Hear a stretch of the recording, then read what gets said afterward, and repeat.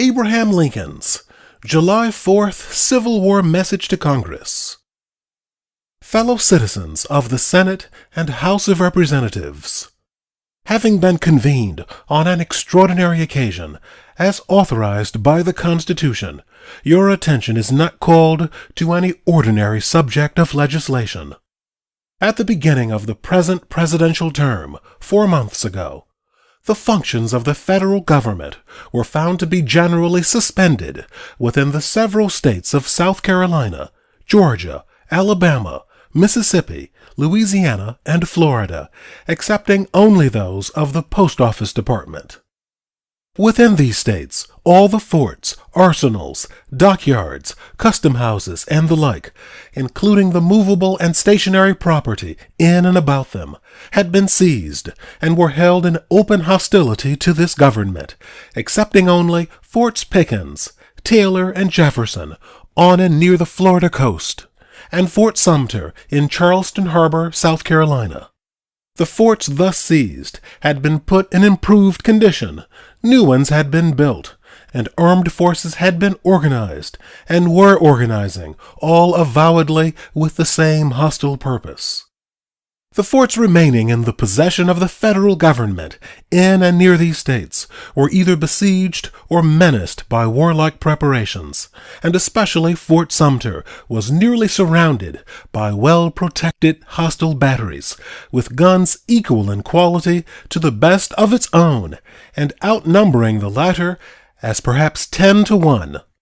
A disproportionate share of the federal muskets and rifles had somehow found their way into these states and had been seized to be used against the government. Accumulations of the public revenue lying within them had been seized for the same object. The Navy was scattered in distant seas, leaving but a very small part of it within the immediate reach of the government. Officers of the Federal Army and Navy had resigned in great numbers, and of those resigning, a large proportion had taken up arms against the government. Simultaneously, and in connection with all this, the purpose to sever the Federal Union was openly avowed. In accordance with this purpose, an ordinance had been adopted in each of these states, declaring the states respectively to be separated from the national union. A formula for instituting a combined government of these states had been promulgated, and this illegal organization, in the character of Confederate states, was already invoking recognition, aid, and intervention from foreign powers. Finding this condition of things, and believing it to be an imperative duty upon the incoming executive to prevent, if possible, the consummation of such attempt to destroy the Federal Union, a choice of means to that end became indispensable. This choice was made, and was declared in the inaugural address.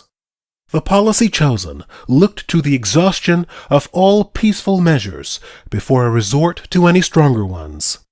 It sought only to hold the public places and property not already wrested from the government, and to collect the revenue, relying for the rest on time, discussion, and the ballot box. It promised a continuance of the mails at government expense to the very people who were resisting the government, and it gave repeated pledges against any disturbance to any of the people or any of their rights. Of all that which a president might constitutionally and justifiably do in such a case, everything was forborne without which it was believed possible to keep the government on foot. On the 5th of March, the present incumbent's first full day in office, a letter of Major Anderson, commanding at Fort Sumter, written on the 28th of February and received at the War Department on the 4th of March, was, by that department, placed in his hands. This letter expressed the professional opinion of the writer that reinforcements could not be thrown into that fort within the time for his relief rendered necessary by the limited supply of provisions, and with a view of holding possession of the same with a force of less than 20,000 good and well-disciplined men. This opinion was concurred in by all the officers of his command, and their memoranda on the subject were made enclosures of Major Anderson's letter. The whole was immediately laid before Lieutenant General Scott, who at once concurred with Major Anderson in opinion. On reflection, however, he took full time, consulting with other officers, both of the Army and the Navy, and at the end of 4 days, came reluctantly, but decidedly, to the same conclusion as before. He also stated, at the same time, that no such sufficient force was then at the control of the government, or could be raised and brought to the ground within the time when the provisions in the fort would be exhausted. In a purely military point of view, this reduced the duty of the administration in the case to the mere matter of getting the garrison safely out of the fort. It was believed, however, that to so abandon that position under the circumstances would be utterly ruinous, that the necessity under which it was to be done would not be fully understood, that by many it would be construed as a part of a voluntary policy, that at home it would discourage the friends of the Union, embolden its adversaries, and go far to ensure to the latter a recognition abroad, that in fact it would be our national destruction consummated. This could not be allowed. Starvation was not yet upon the garrison, and ere it would be reached, Fort Pickens might be reinforced. This last would be a clear indication of policy, and would better enable the country to accept the evacuation of Fort Sumter as a military necessity. An order was at once directed to be sent for the landing of the troops from the steamship Brooklyn into Fort Pickens. This order could not go by land, but must take the longer and slower route by sea. The return news from the order was received just 1 week before the fall of Fort Sumter. The news itself was that the officer commanding the Sabine, to which vessel the troops had been transferred from the Brooklyn, acting upon some quasi-armistice of the late administration, and of the existence of which the present administration, up to the time the order was dispatched, had only too vague and uncertain rumors to fix attention, had refused to land the troops. To now reinforce Fort Pickens before a crisis would be reached at Fort Sumter was impossible, rendered so by the near exhaustion of provisions in the latter-named fort. In precaution against such a conjuncture, the government had a few days before commenced preparing an expedition, as well adapted as might be, to relieve Fort Sumter, which expedition was intended to be ultimately used or not, according to circumstances. The strongest anticipated case for using it was now presented, and it was resolved to send it forward. As had been intended in this contingency, it was also resolved to notify the governor of South Carolina that he might expect an attempt would be made to provision the fort, and that if the attempt should not be resisted, there would be no effort to throw in men, arms, or ammunition without further notice, or in case of an attack upon the fort. This notice was accordingly given, whereupon the fort was attacked and bombarded to its fall, without even awaiting the arrival of the provisioning expedition.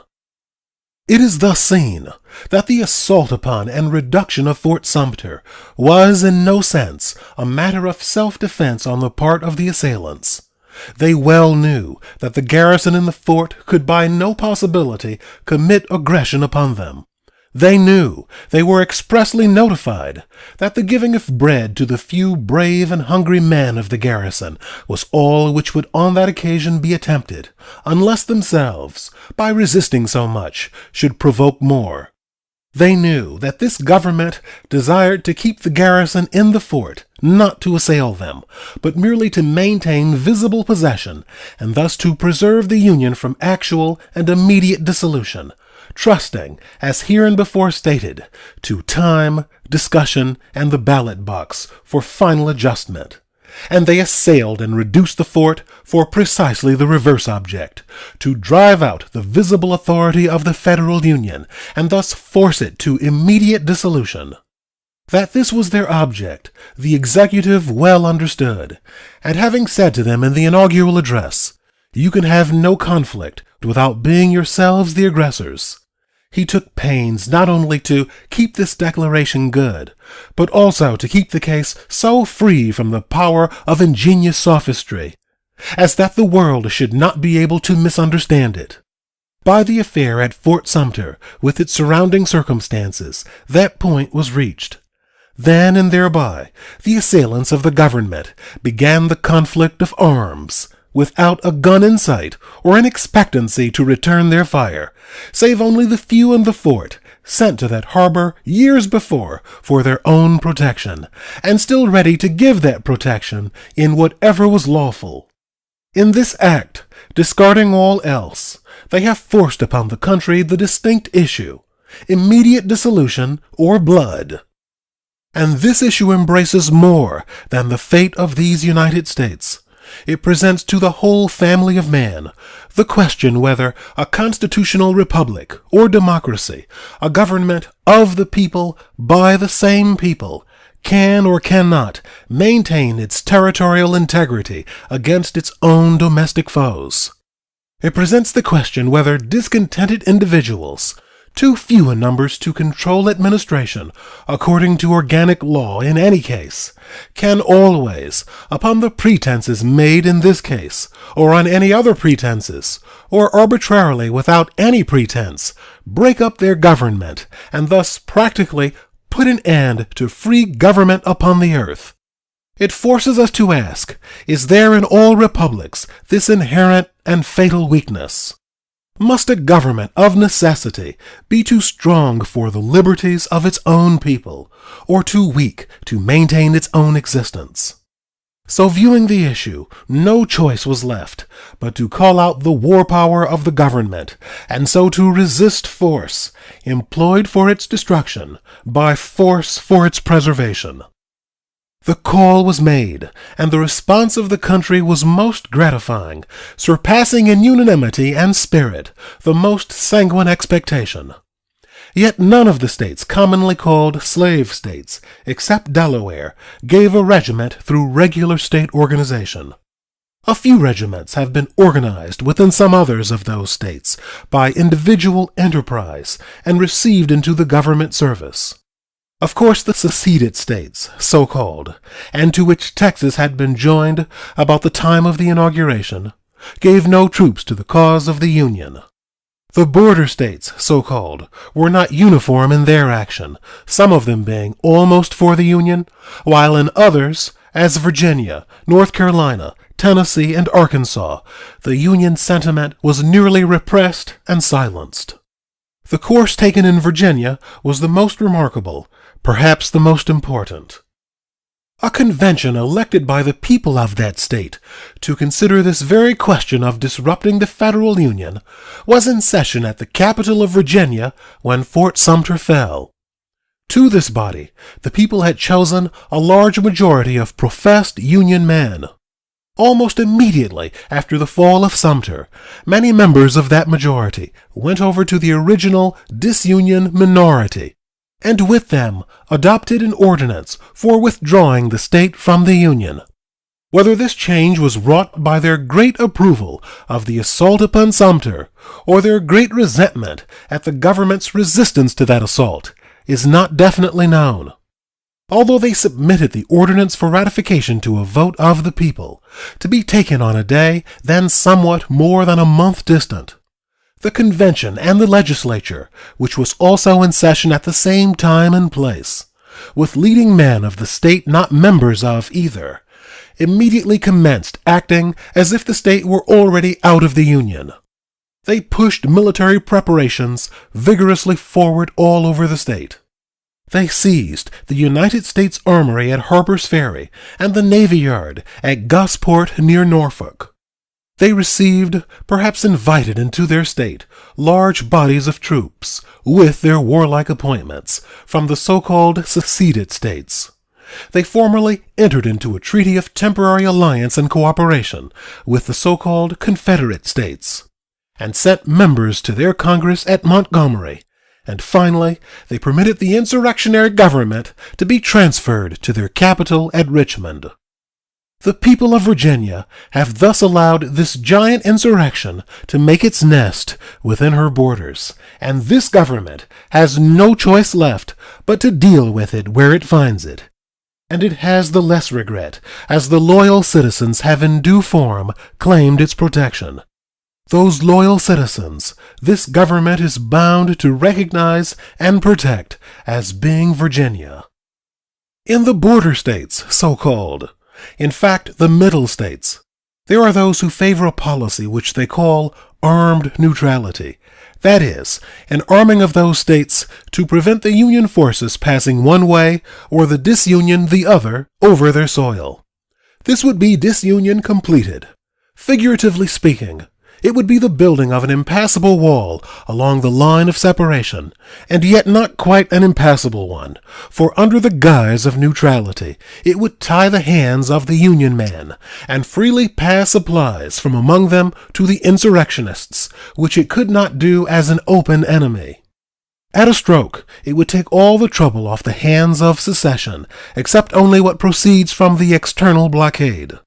It would do for the disunionists that which, of all things, they most desire, feed them well, and give them disunion without a struggle of their own.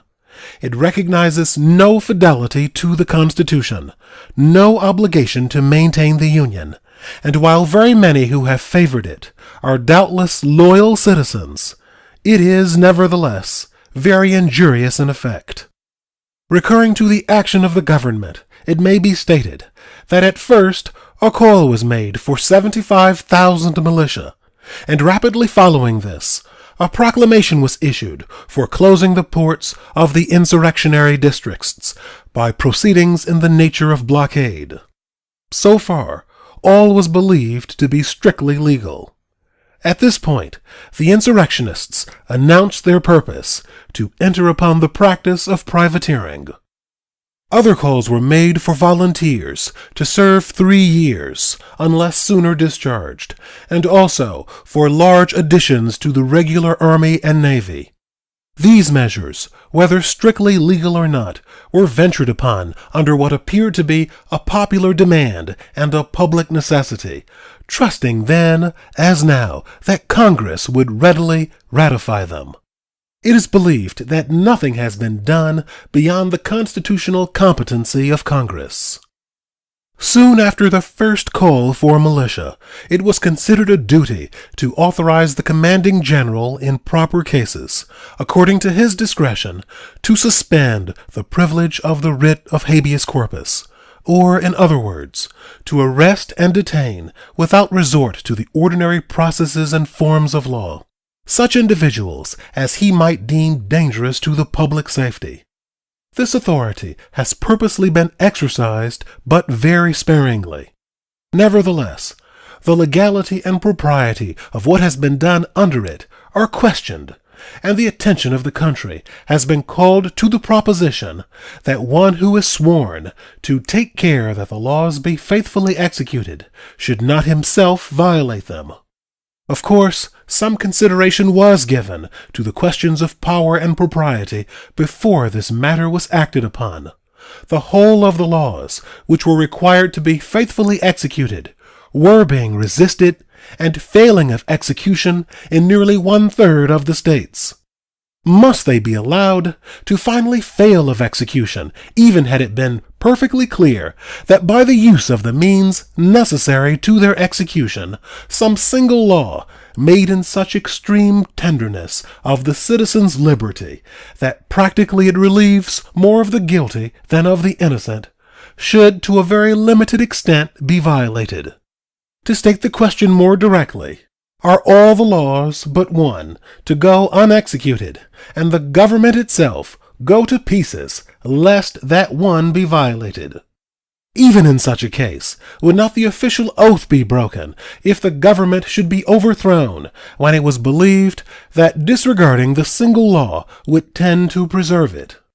But it was not believed that this question was presented. It was not believed that any law was violated.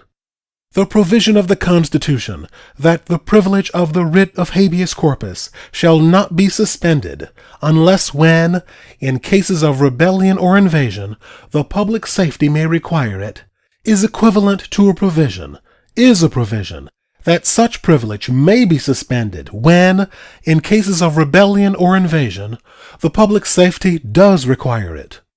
It was decided that we have a case of rebellion and that the public safety does require the qualified suspension of the privilege of the writ which was authorized to be made.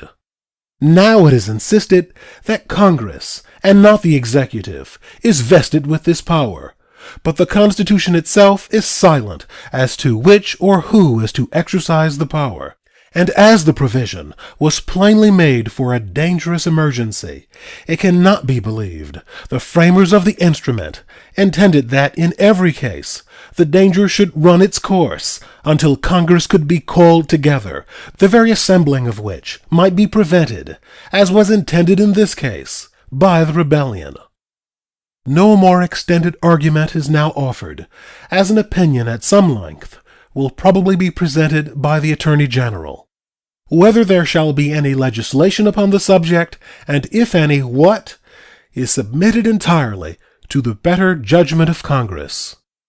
The forbearance of this government had been so extraordinary and so long continued as to lead some foreign nations to shape their action as if they supposed the early destruction of our national union was probable. While this, on discovery, gave the executive some concern, he is now happy to say that the sovereignty and rights of the United States are now everywhere practically respected by foreign powers, and a general sympathy with the country is manifested throughout the world. The reports of the Secretaries of the Treasury, War, and the Navy will give the information in detail deemed necessary and convenient for your deliberation and action, while the executive and all the departments will stand ready to supply omissions or to communicate new facts considered important for you to know. It is now recommended that you give the legal means for making this contest a short and a decisive one, that you place at the control of the government for the work at least 400,000 men and $400 million. That number of men is about 1/10 of those of proper ages within the regions where apparently all are willing to engage, and the sum is less than a 23rd part of the money value owed by the men who seem ready to devote the whole. A debt of $600 million now is a less sum per head than was the debt of our revolution when we came out of that struggle. And the money value in the country now bears even a greater proportion to what it was then than does the population. Surely each man has as strong a motive now to preserve our liberties as each had then to establish them. A right result at this time will be worth more to the world than 10 times the men and 10 times the money. The evidence reaching us from the country leaves no doubt that the material for the work is abundant, and that it needs only the hand of legislation to give it legal sanction, and the hand of the executive to give it practical shape and efficiency. One of the greatest perplexities of the government is to avoid receiving troops faster than it can provide for them. In a word, the people will save their government if the government itself will do its part only indifferently well. It might seem, at first thought, to be of little difference whether the present movement at the South be called secession or rebellion. The movers, however, well understand the difference. At the beginning, they knew they could never raise their treason to any respectable magnitude by any name which implies violation of law. They knew their people possessed as much of moral sense, as much of devotion to law and order, and as much pride in and reverence for the history and government of their common country as any other civilized and patriotic people. They knew they could make no advancement directly in the teeth of these strong and noble sentiments. Accordingly, they commenced by an insidious debauching of the public mind. They invented an ingenious sophism which, if conceded, was followed by perfectly logical steps through all the incidents to the complete destruction of the Union. The sophism itself is that any state of the Union may consistently with the national Constitution, and therefore lawfully and peacefully, withdraw from the Union without the consent of the Union or of any other state. The little disguise that the supposed right is to be exercised only for just cause, themselves to be the sole judge of its justice, is too thin to merit any notice. With rebellion thus sugar-coated, they have been drugging the public mind of their section for more than 30 years, and until at length they have brought many good men to a willingness to take up arms against the government, the day after some assemblage of men have enacted the farcical pretense of taking their state out of the Union, who could have been brought to no such thing the day before. This sophism derives much, perhaps the whole of its currency, from the assumption that there is some omnipotent and sacred supremacy pertaining to a state, to each state of our federal union. Our states have neither more nor less power than that reserved to them in the Union by the Constitution, no one of them ever having been a state out of the Union. The original ones passed into the Union even before they cast off their British colonial dependence, and the new ones each came into the Union directly from a condition of dependence, excepting Texas, and even Texas, in its temporary independence, was never designated a state. The new ones only took the designation of states on coming into the Union, while that name was first adopted for the old ones in and by the Declaration of Independence.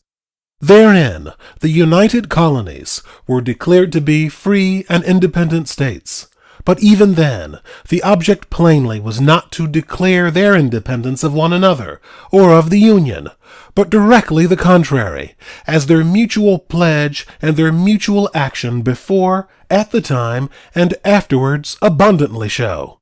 The express plighting of faith by each and all of the original 13 in the Articles of Confederation 2 years later, that the Union shall be perpetual, is most conclusive.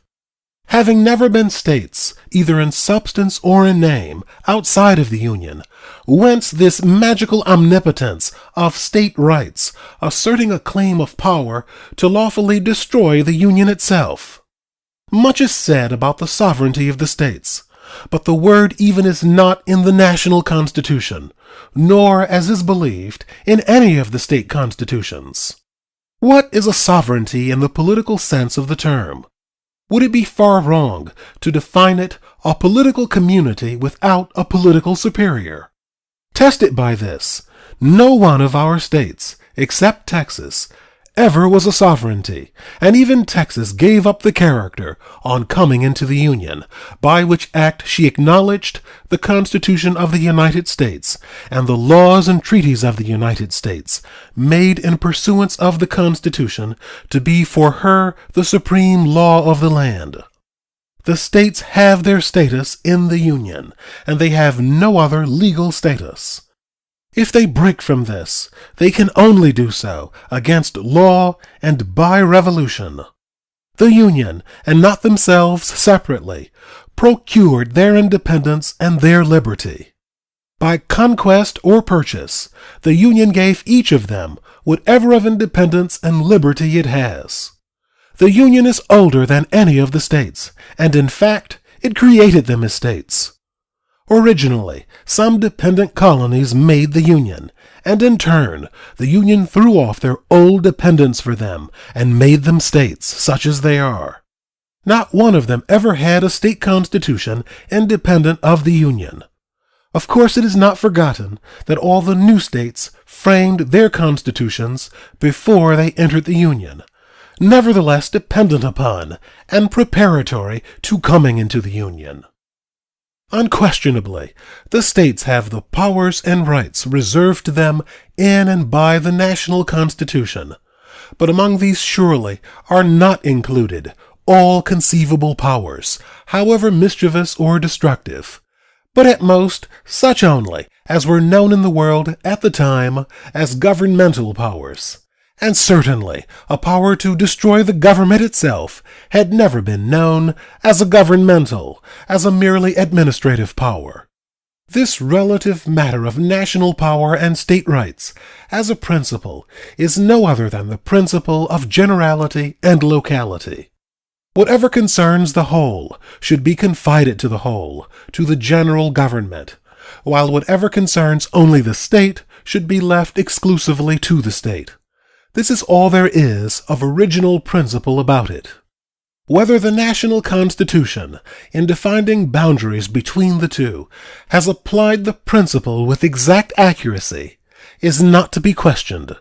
We are all bound by that defining, without question. What is now combated is the position that secession is consistent with the Constitution, is lawful and peaceful. It is not contended that there is any express law for it, and nothing should ever be implied as law, which leads to unjust or absurd consequences. The nation purchased with money, the countries out of which several of these states were formed. Is it just that they shall go off without leave and without refunding? The nation paid very large sums, in the aggregate, I believe nearly 100 millions, to relieve Florida of the aboriginal tribes. Is it just that she shall now be off without consent or without making any return? The nation is now in debt for money applied to the benefit of these so-called seceding states in common with the rest.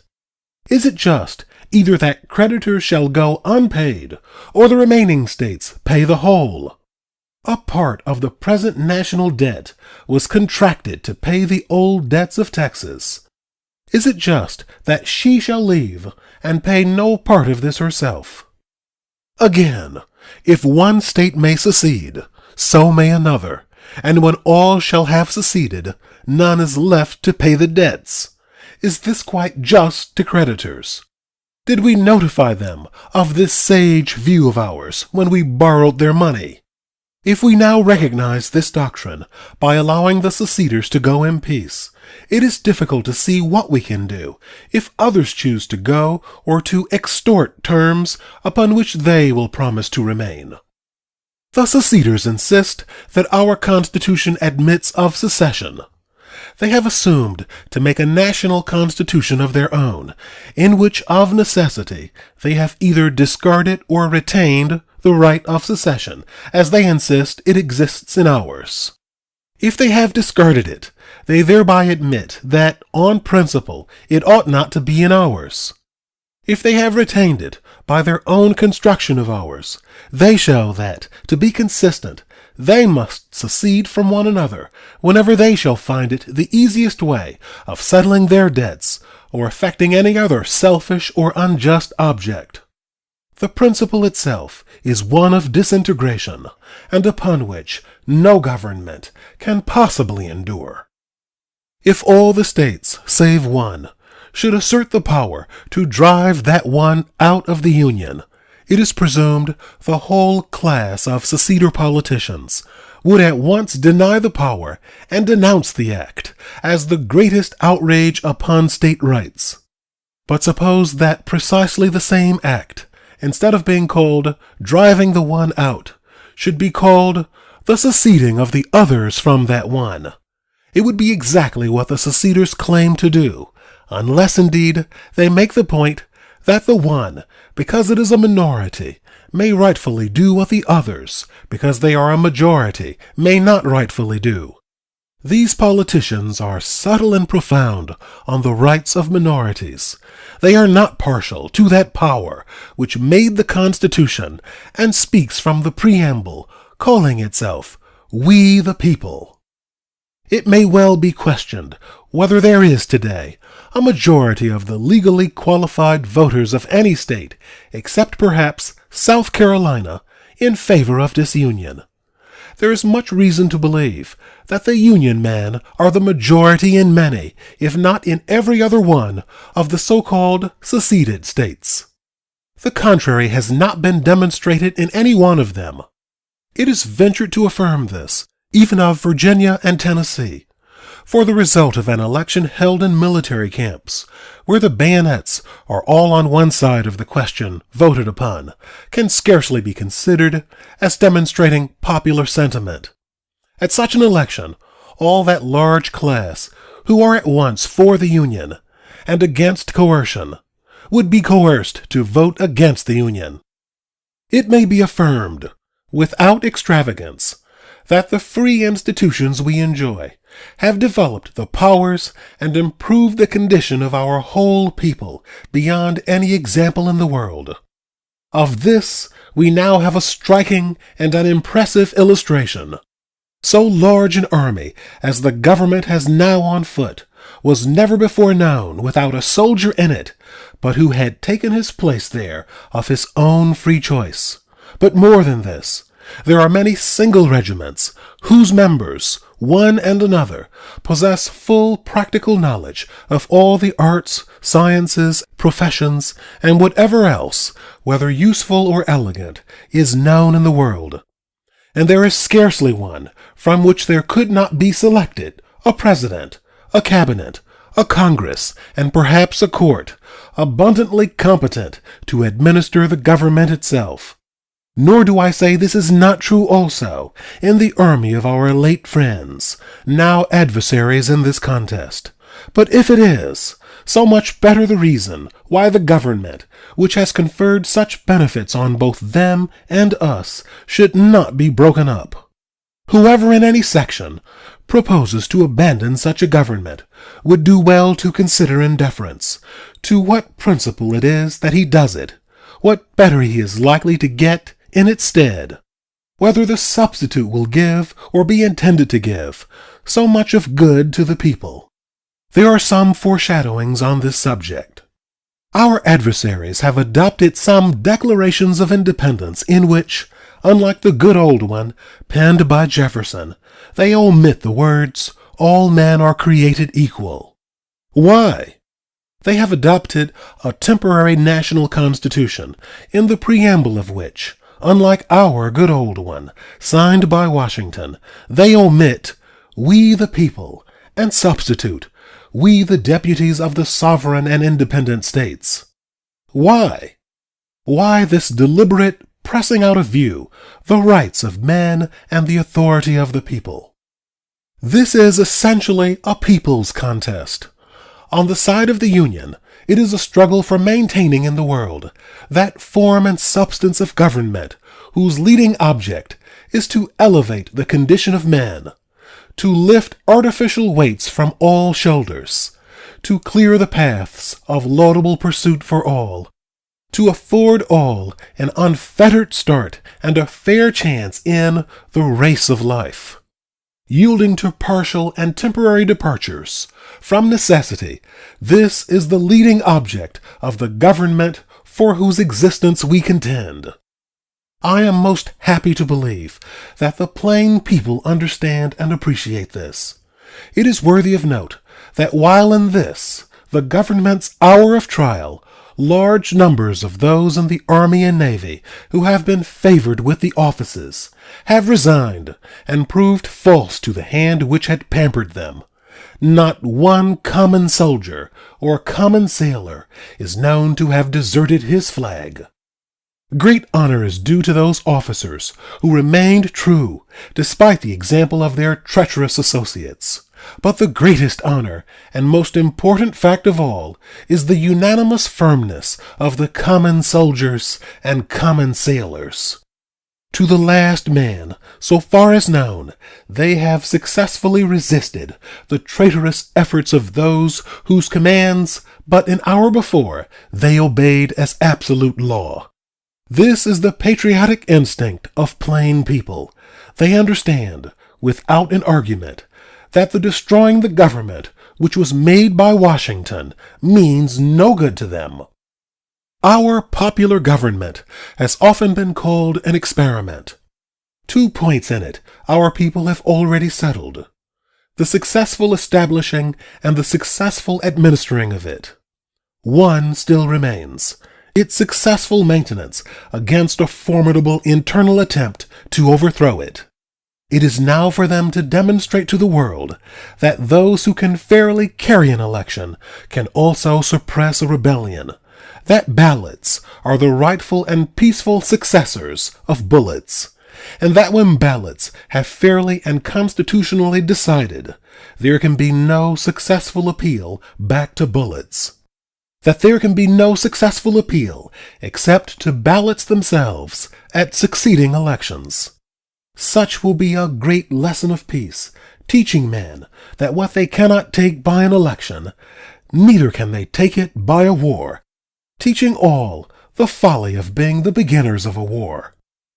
Lest there be some uneasiness in the minds of candid men as to what is to be the course of the government toward the Southern states after the rebellion shall have been suppressed, the executive deems it proper to say it will be his purpose then, as ever, to be guided by the Constitution and the laws, and that he probably will have no different understanding of the powers and duties of the federal government relatively to the rights of the states and the people under the Constitution than that expressed in the inaugural address. He desires to preserve the government, that it may be administered for all as it was administered by the man who made it. Loyal citizens everywhere have the right to claim this of their government, and the government has no right to withhold or neglect it. It is not perceived that in giving it there is any coercion, any conquest, or any subjugation in any just sense of those terms. The Constitution provides, and all the states have accepted, the provision that the United States shall guarantee to every state in this Union a republican form of government. But if a state may lawfully go out of the Union, having done so, it may also discard the republican form of government, so that to prevent its going out is an indispensable means to the end of maintaining the guarantee mentioned. And when an end is lawful and obligatory, the indispensable means to it are also lawful and obligatory. It was with the deepest regret that the executive found the duty of employing the war power in defense of the government forced upon him. He could but perform this duty or surrender the existence of the government. No compromise by public servants could, in this case, be a cure. Not that compromises are not often proper, but that no popular government can long survive a marked precedent, that those who carry an election can only save the government from immediate destruction by giving up the main point upon which the people gave the election. The people themselves, and not their servants, can safely reverse their own deliberate decisions. As a private citizen, the executive could not have consented that these institutions shall perish. Much less could he, in betrayal of so vast and so sacred a trust as these free people had confided to him. He felt that he had no moral right to shrink, nor even to count the chances of his own life in what might follow. In full view of his great responsibility, he has so far done what he has deemed his duty. You will now, according to your own judgment, perform yours. He sincerely hopes that your views and your action may so accord with his as to assure all faithful citizens who have been disturbed in their rights of a certain and speedy restoration to them under the Constitution and the laws. And having thus chosen our course, without guile and with pure purpose, let us renew our trust in God and go forward without fear and with manly hearts.